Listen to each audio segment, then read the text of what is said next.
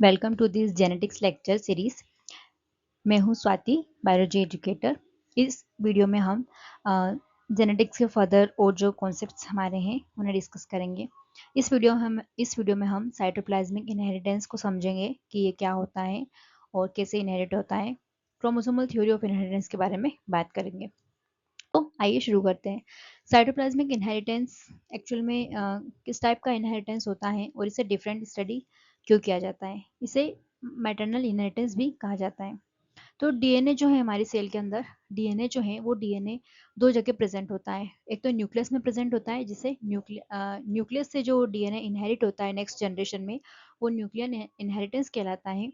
और जो साइटोप्लाज्म में डीएनए होता है, वो जो सेल ऑर्गेनल से माइटोकॉन्ड्रिया एंड क्लोरोप्लास्ट, इनके अंदर भी डीएनए होता है और ये भी इनहेरिट होता है। और ये जो इनका जो इनहेरिटेंस होता है वो किस कहाँ से होता है, मदर साइड से होता है। ऑर्गेनल्स का जो डीएनए इनहेरिट हो रहा है उसे साइटोप्लाज्मिक इनहेरिटेंस कहते हैं। जो मदर साइड से इनहेरिटेंस होने की वजह से इसे साइटोप्लाज्मिक इनहेरिटेंस को मैटरनल इनहेरिटेंस भी कहा गया है। बहुत सारे प्लांट्स में देखा गया है कि जो जैसे कॉर्न वगैरह प्लांट में देखा गया है कि जो डिफरेंट कैरेक्टर्स हैं उनके लिए जो साइटोप्लाज्मिक इनहेरिटेंस का पैटर्न देखा गया है, जो कैरेक्टर मदर साइड से आते हैं। यहाँ पे हम क्रोमोसोमल थ्योरी ऑफ इनहेरिटेंस की बात करते हैं। ये थ्योरी जो है सटन एंड बॉवरी ने 1902 में दिया था। ये थ्योरी कहती है कि जब गैमेट बनते हैं तो गैमेट जो होते हैं वो हेरिडिटी इन्फॉर्मेशन को कैरी करते हैं। फैक्टर जो है वो वन जनरेशन से नेक्स्ट जनरेशन में इनहेरिट होता है। तो ये थ्योरी कहती है कि जो गैमेट्स होते हैं वो गैमेट्स फैक्टर को कैरी करते हैं और वो फैक्टर्स क्या होते हैं, one generation to next generation में जाते हैं। और ये फैक्टर्स कहाँ प्रेजेंट होते हैं, न्यूक्लियस में प्रेजेंट होते हैं, क्योंकि न्यूक्लियस में क्या है, डीएनए है। और जो हर क्रोमोसोम है उस पर फैक्टर्स प्रेजेंट होते हैं और वो फैक्टर्स क्या होते हैं, लीनियर फैशन में अरेंज होते हैं। जैसे हमने पहले भी लेक्चर्स में बात करी है कि जो हमारे जीन है वो लीनियर फैशन में क्रोमोसोम पर अरेंज होते हैं। तो ये ही मेंडल ने इन्हें फैक्टर कहा था। तो उसी फैक्टर को आगे उनकी कैसे ये फैक्टर हेरिडिटी में इंफॉर्मेशन को कैरी करते हैं, तो ये गैमेट्स के थ्रू कैरी करते हैं। इस थ्योरी में फर्दर यहाँ पर मेंडेलियन फैक्टर और क्रोमोसोम के जो डिफरेंस हैं उनको स्टडी किया गया है। उनमें देखा गया है कि जो मेंडेलियन फैक्टर है वो मेंडेलियन फैक्टर्स भी पेयर्स में प्रेजेंट होते हैं, उनमें भी सेग्रीगेशन होता है और ये भी इंडिपेंडेंट असॉर्टमेंट शो करते हैं।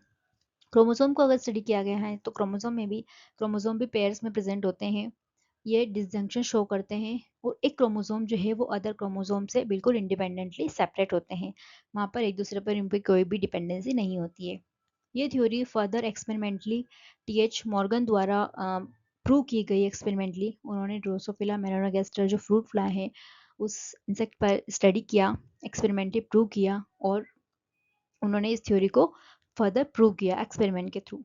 यहाँ पे जो दो अलील होते हैं होमोजाइगस फॉर्म में, वो अलील जब गेमेट बनते हैं तो सिंगल अलील ही एक गेमेट में जाता है और फिर जब जाइगोट बनता है तो ये अलील क्या हो जाता है, कंबाइन हो जाते हैं और होमोलोगस पेयर क्रोमोसोम बना देते हैं।